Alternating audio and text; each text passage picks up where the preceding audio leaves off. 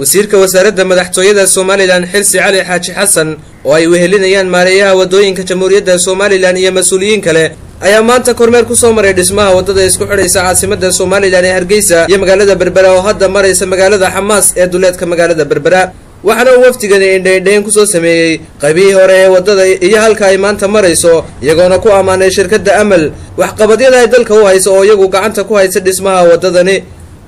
هذا الكورمير كدي وزير مدحتويدا Somaliland Xilsi Cali Xaaji Xasan uu ka soo jeediyay halka ay ka socoto dhismaha wadadu ayaa waxa uu si weyn ugu mahadnaqay gaadiidleyda waaweyn oo iyagu dhismaha wadada ku deeqay qaaraan ay kaga qayb qaadanayaan wadadaasi sidoo kalena waxa uu wasiirku sheegay inay dhawaan dalka soo gaari doonaan qalabkii loogu talagalay in lagu dhisi doono wadada Eerigaabo waxa sidoo kale noo soo socda oo aan weegan rajaynayna insha Allah ta'ala waqti budda sugaynay weegan rajaynayna inuu soo galo qalabkii wadada Eerigaabo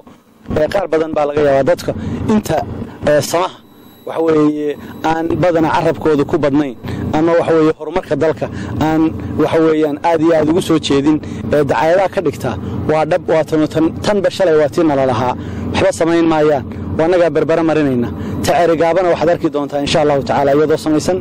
hadday tahay dhaqaalaheedii u soo ururay waa secure oo meel buu ku xidhan yahay qofna shilin kama saarin dadka yiraahda dhaqaalaha la isticmaalaya dhaqaalaha aynkan gudiga oo wada saxda mooyaane oo saddex ku saxan mooyaan qofna kama saari karo ilaa haddana shilin laga soo saaray mid lagu shubo mooyaane akoonada kuma jiro wuxuu ahaa go'aankii gudigu saxday inayna waxba ka saarin ilaa lacagtu soo wada dhacdo lacagta aanu helay waxna waa ballanqaad waxna waa wax na soo gaaray oo gacanteeda soo gaaray وحين سوق عليه أما هكيم هذا دولة أما هكيم هذا قرباء أما هكيم هذا مواطنين تا جدات شوكتا أما هكيم هذا تذكر كلا دوانة محسنين تا وحنا صوب بندقنا إن شاء الله تعالى ويجي صوص عذاب بإذن الله تعالى مركي قلب كنا سوق عليه يعني يجي قلب كنا صوب بندق دونا أنا هذه قوم هذا علينا وهل كان علينا مر الله بابا قام هذا عليه قاعد يدلي دواوين ونو كان تيدا قاله أيسك صوروريان أو موشي مواطنين يهين تلك وضع شعل ووحي الله صاري وحنا هنا كلا صوروري سي وضد أيو قليان وحوي عادي أدبان وقام هاد علينا دمان أنت سماع شعل أنت كوجرب تاجن دولة يا قرنك اسمها يا هرمرك كوجرب تاجن وحنا ندين بلقادينا إن شاء الله تعالى إن نتصنو وح دحل قلة إن نتصنو وحيجونا سيدو كله هالكاسي كهالله ماريا ودوين كسوماليلاند يسيدو كله سركال كالسعودية أيودا ويجونا حسين مهمة دا إجداد كولا يهين دل كان جمهورية Somaliland يا إن لقوا دقيق قاته هرمرة كلا دوان كسعودة دل كان جمهورية Somaliland وأيقو هريان ودوينكو مع الوزير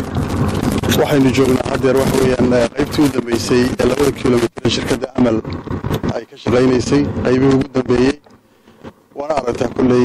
tayada iyo maxaan ku raacdaa sharafta iyo wanaaga ka muuqda insha Allah kullay muxuu ahaa shaqadaasi wanaageeduna wadankeeniba u timid ilaahayna inoo barkeeyo ilaahayna inagu ilhaamiyo sida ka wanaagsan inaan uga shaqeyno I'm here to provide some of the early assistance to Somaliland's road sector being provided by the United Kingdom and the European Union. And it is very encouraging to be here at the start of what I see as a new era with a lot of resources being put into roads. Khalid Hassan Noor, Television Kamada Habanani, Bursha TV, Berbera.